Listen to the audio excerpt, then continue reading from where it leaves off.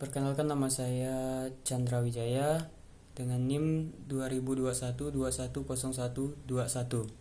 Nah, di sini saya akan menjelaskan materi dari bab 5, masyarakat dan partisipasi dalam pemerintah daerah. Pemerintah daerah kini telah mempunyai landasan hukum yang lebih kuat karena telah diatur lebih rinci dalam Undang-Undang 1945 yang telah diamandemenkan ketimbang sebelumnya.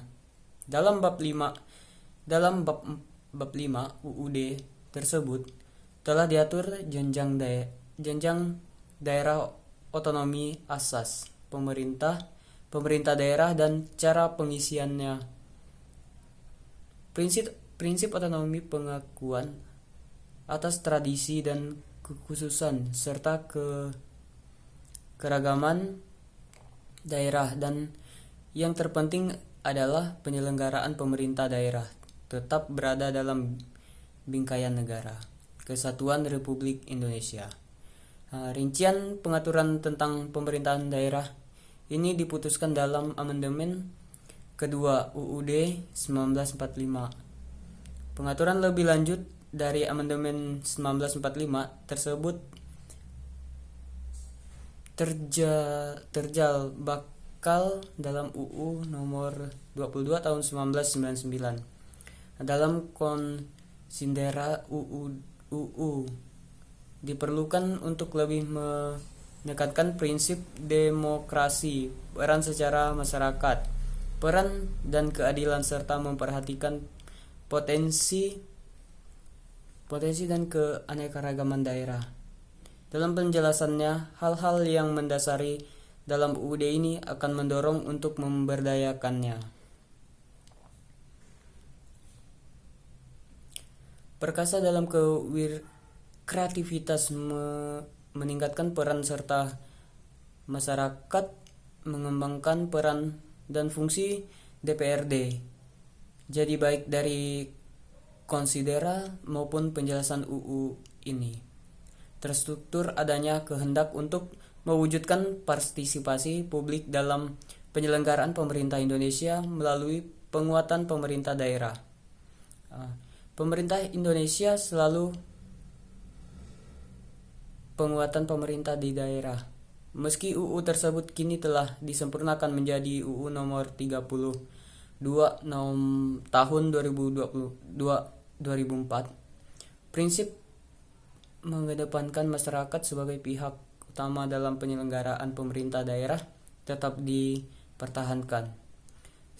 Secara teoritis, berdasarkan pemerintah daerah dapat ditinjau dari berbagai bidang ilmu. Dalam ilmu politik, keberadaan pemerintah daerah merupakan pencerminan pembagian kekuasaan berdasarkan kewilayahan Masas 1959. Dalam ilmu ekonomi, keberadaan pemerintah daerah mencerminkan adanya upaya untuk meningkatkan kesejahteraan individu untuk pemberian kesempatan pilihan publik.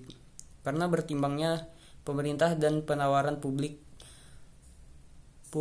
goals dalam kurung SMIRT 1985 sampai 1985 ayat 30 sampai 7 dalam ilmu administrasi. Adanya pemerintah daerah mencerminkan adanya upaya untuk mencapai tujuan organisasi melalui pembagian kerja berdasarkan era atau lokasi, karena bisa menyerapkan aspirasi dan kebutuhan yang beragam di setiap lokasi berbeda. Litera 1973 bab 350 sampai 84. Kemudian dalam bidang administrasi pembangunan, pemerintah daerah mencerminkan strategi integrasi nilai untuk mencapai tujuan pembangunan melalui peningkatan kapasitas produksi sekalian partisipasi. Heorpen 1971 sampai 20. Perkembangan lebih lanjut dalam bidang administrasi pembangunan ditujukan oleh Rodialsi 1983 116 sampai 48 bahwa pendekatan tradisional yang berkonsentrasi pada pertumbuhan ekonomi mengandung banyak kritik karena tidak efektif. Seiring dengan berkembangnya orientasi pemerintah pembangunan, maka ia mengungkapkan perlunya pendekatan adaptif dalam administrasi pembangunan. Pendekatan baru ini diperlukan untuk mendorong adanya partisipasi masyarakat yang lebih luas, mencapai efektivitas dan efisien yang lebih baik, serta organisasi yang lebih responsif dan fleksibel. Rodihel dan Keman 1983 tahun 1983 ayat 10 sampai 7. Dewasa ini administrasi pembangunan merupakan elemen utama untuk mencapai dua mega model pembangunan, yakni Human Needs Central Development dan Sustainable Development. Terdapat kesempatan di antaranya Bank Dunia, IMF, USAID, dan lembaga donor barat lain, bahwa reformasi administratif harus dijalankan dalam strategi downsizing atau rebalancing, deforesting, dan deconstruction. Keseluruhan strategi ini tampak dalam jelas bahwa dibutuhkan keterlibatan bergabung sektor dan di dalam pemerintah, termaksud partisipasi aktif publik dalam administrasi pembangunan. Dari uraian di atas, baik secara legal maupun teoritis, ini adanya kebutuhan untuk mewujudkan penyelenggaraan pemerintah yang efektif dan efisien dalam bentuk penguatan pemerintah daerah sehingga dapat mendorong partisipasi masyarakat yang lebih besar. Ada benang merah yang kuat antara tertuntut partisipasi dengan kebutuhan di pemerintah daerah secara teoritis, partisipasi dan diwujudkan secara desentralisasi, dan pembentukan pemerintah daerah secara legal. Pemerintah daerah dibentuk untuk memberikan saran yang lebih luas dan kuat bagi perihalnya masyarakat dalam penyelenggaraan pemerintah. Saya lanjut di halaman 72. Berdasarkan UU nomor 30/2004, desentralisasi diartikan sebagai penyelenggaraan urusan pemerintah oleh pemerintah pusat kepada daerah otonomi dan kerangka negara kesatuan Republik Indonesia. Sementara itu, yang dimaksud dengan daerah otonomi adalah kesatuan masyarakat hukum yang mempunyai batas daerah tertentu, berwenang mengatur dan menguasai kepentingan masyarakat setempat menurut praksara sendiri, berdasarkan aspirasi masyarakat ke setempat menurut perkasa sendiri, berdasarkan aspirasi negara kesatuan Republik Indonesia.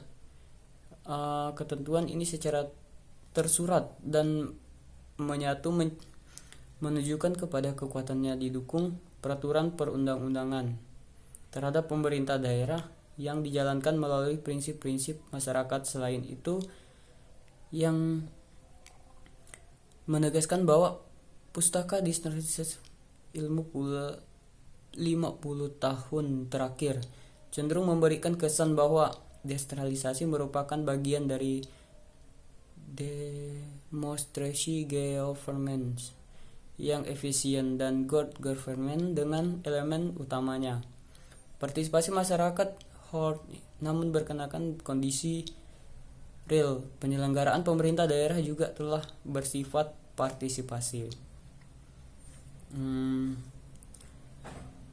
Peminggiran peran masyarakat ini tentu disebabkan oleh kekurangan paham atau memaksa desentralisasi otonomi daerah dan kajian mengenai partisipasi masyarakat mutlak menjadi kebutuhan dalam penyelenggaraan pemerintah daerah. Tulisan ini secara khusus hendak membahas lebih mendalam tentang konsep partisipasi masyarakat baik dalam pengaturan maupun penguasaan pemerintah dengan baik yang mencakup administrasi pembangunan maupun manajemen pelayanan publik. Memahami makna masyarakat.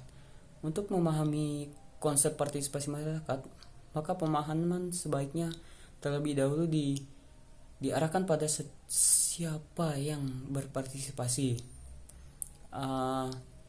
dan apa yang terkandung dalam istilah partisipasi tersebut.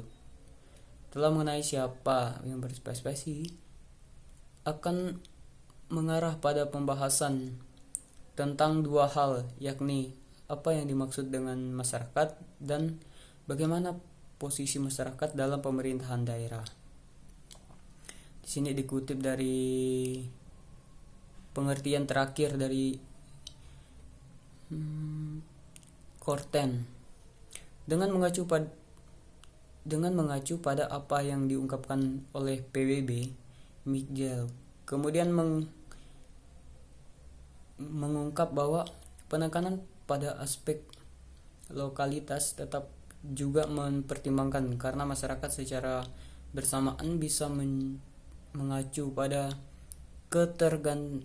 ketergangguan desa, kecamatan, kota, bahkan kota besar. Untuk mengatasi persoalan ini, selalu disarankan agar partisipasi masyarakat berlangsung dalam small constitution. Pendekatan kedua memutuskan perihal pada cara orang mengidentifikasikan diri dan cara mereka merasakan loyalitas tertentu. Pendekatan ini sering disebut sebagai efforty community. Masyarakat tidak dihubungkan dengan wilayah, tetapi lebih dihubungkan dengan konteks tertentu yang mempengaruhi indeks dan loyalitas. Perbedaan konsep masyarakat. Di sini ada beberapa konsep. Di sini dikutip dari Learn Brad Smith 2001 sampai 36. Menghadapi kenyataan, mengakui bahwa masyarakat tetap menjadi istilah yang definitif dan tidak pasti. Ia masih menjadi istilah yang problematis karena dibatasi berdasarkan era maupun perasaan seorang. Untuk mengatasi hal ini, mereka berpendapat bahwa masyarakat dalam pemerintah daerah lebih disarankan pada bagaimana orang-orang menyebut dirinya masyarakat. Apakah sebuah warga, konsumen, dan pengguna lainnya. Selain itu, masyarakat bisa lebih diarahkan pada cara mereka dipengaruhi dan mempengaruhi pelayanan publik tersebut. Rentang pengertian partisipasi. Pembahasan berikut mengenai kandungan apa yang tercangkum dalam istilah partisipasi dengan mengutip apa yang diungkapkan dalam The Oxford English Declaration. Partisipasi transisi apabila berpotensi pada tujuan tertentu. Sebaiknya partisipasi bersifat interaktif apabila subjek tertentu berperan secara dengan tanpa tujuan yang jelas. Menurut Brian dan Will, semua partisipasi hanya didefinisikan secara politik sepenuhnya sebagaimana yang berkembang pada tahun 1950-an dan 1960-an. Dalam pengertian ini, partai kegiatan dalam kumpulan sukarela, gerakan potensi dan lain sebagainya, dengan mengutip pendapat John Nelson.